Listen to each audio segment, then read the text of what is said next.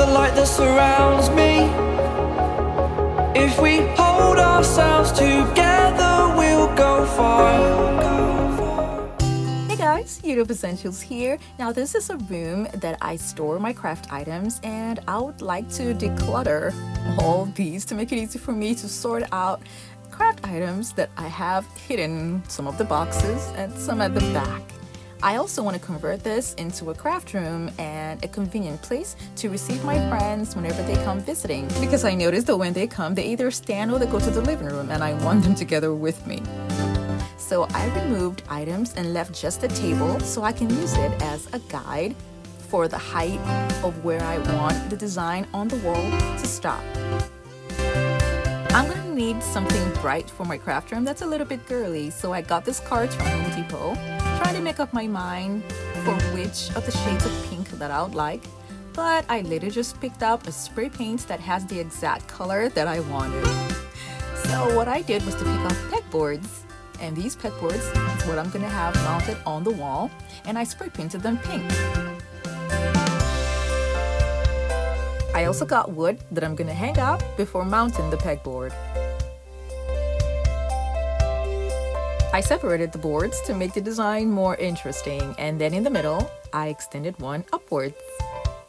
I got Pegboard Accessories from Home Depot that are inexpensive, and this is gonna help me mount things on the pegboard so easy. So I spray painted them gold, and this is what they look like.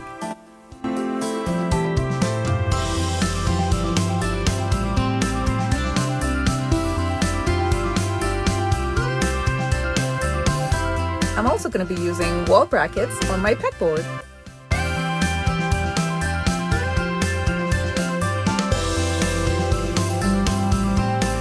I covered up the empty wall space with mirrors that I got from Walmart.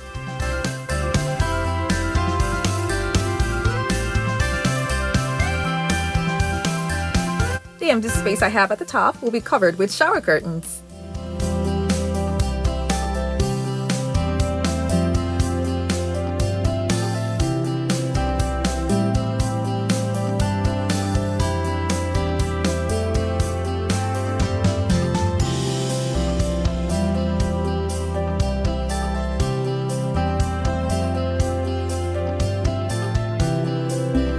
If you're new to my channel, it's so great to have you here. Now don't forget to click on the subscribe button and that notification bell so you don't miss out on any of my latest videos.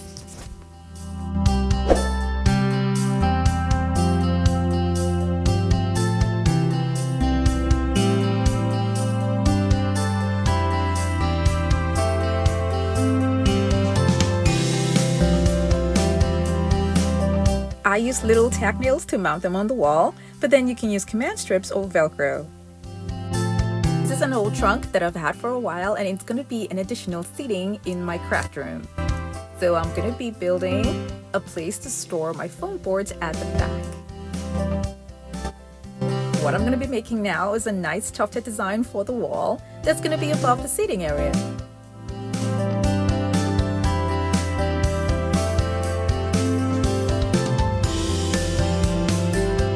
After gluing the foam to the board, I started marking 4 inches apart from each other. And that's where I'm going to be making my tufts. But then I later realized that the marks were too close together, so I decided to make them 8 inches apart instead. Now I'll be opening the holes with a pair of scissors.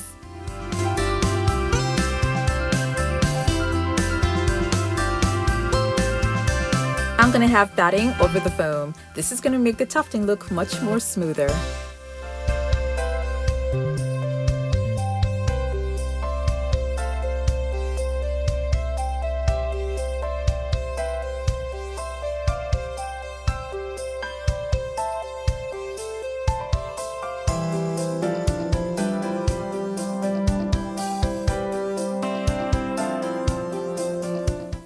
This is the fabric that I'll be using, and it's a leftover from a headboard that I made.